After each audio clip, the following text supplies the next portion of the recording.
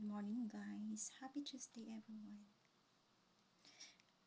Pakita ko sa inyo guys yung aking flower arrangement. So, let's start.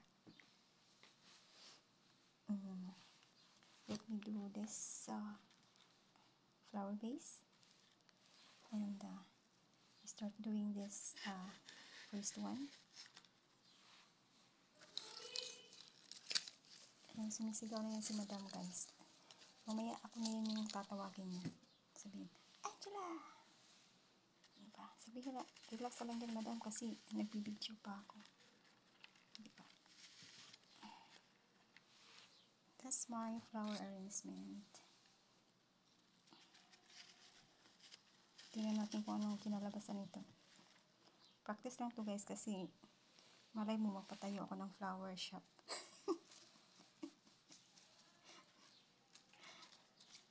Yung mga abubot din sa tabi-tabi na tinapon, kinuha ko siya. Tapos sabi ko na try ko siyang gawa ng konting kagandahan. Diba?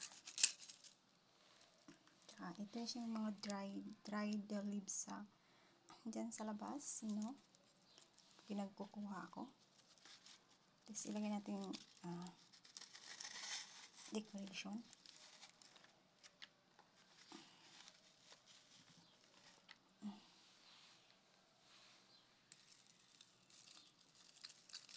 Marami dyan sa labas guys, yung mga dried leaves. Pinagtatanggal ko. Pinatuyo ko siya. Para lang may buhay. May buhay.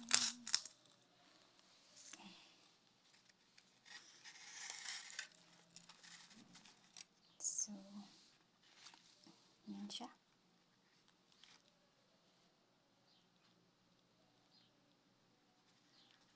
Pero actually, aayusin ko ito yung flower base niya. At may konting ganito akong ginawa, yung mga wood design. Pero isa lang to guys.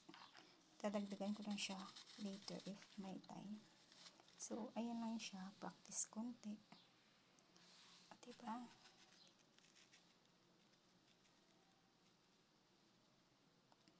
That's my flower arrangement guys. Diba? Medyo kulang pero gawin natin kompleto sa next time. First time